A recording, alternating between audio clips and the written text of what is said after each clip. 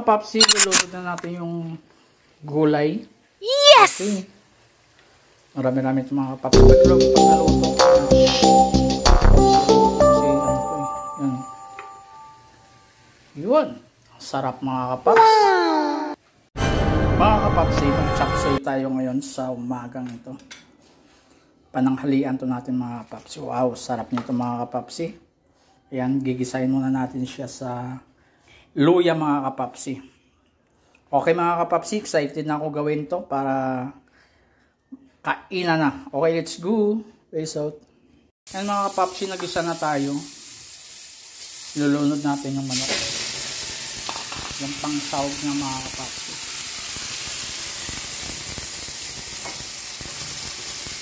Kuya, pakihawak nga oh. Ayan mga kapapsi. Ito, mamaya na yung lulunod natin. Lalaki pala nito. Kapapsi, lulunod na natin yung gulay. Okay. Marami-rami ito mga kapapsi. Pag naluto ito, kukunti lang ito. Kasi ano ito eh. Yan. Yun. Sarap mga kapaps. Yun oh. Uy, punong-puno. Uy. Yun oh.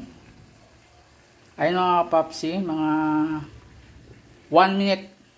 Luto na yan mga 8 minutes mga kapapsi. Mainam mga kapapsi yung crunchy yung gulay mga kapapsi. Pangit naman yung sobrang lata. Okay mga kapaps. Ititimpla na natin siya. Tara, let's go. Paps, kumukulo na siya. Tikman na natin kung anong lasa niya mga kapapsi.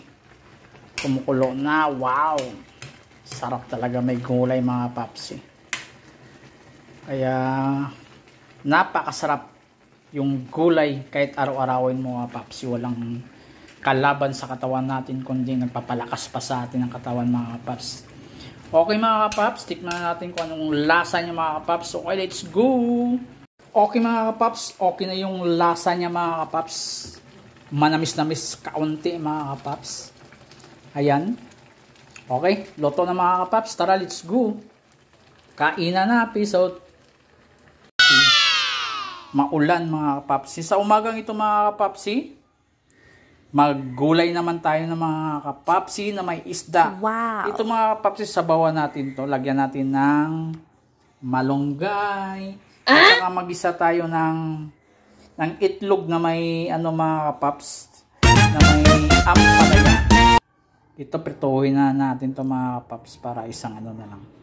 Okay mga kapaps, excited na ako na naman nalutuin to mga kapaps para mas maaga pa matapos ito mga kapapsi. Okay, let's go. Peace out. Wow mga kapaps. Sarap nito. Isda na may manunggay. Yan o. Masarap na sabaw mga kapaps sa malamig na panahon ngayon. May bagyong masarap yung mainit na sabaw. Alam nyo po ba mga kapaps, napakaganda pala ng isda to kasi dito nakukuha natin yung omega 3. Yung what? Pang-control yun sa yung omega 3 to 9 mga kapaps, pang-control daw yan sa mga pag may sakit ka sa ulo, nakokontrol yan.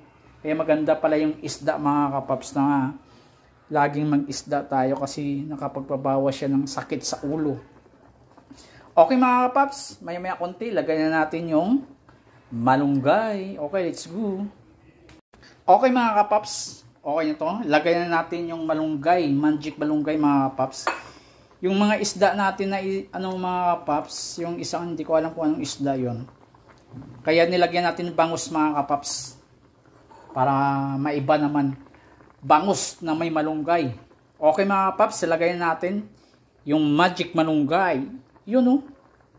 Yun o. Woo! Uy, sarap mga kapaps. Yung magic malunggay natin mga kapaps.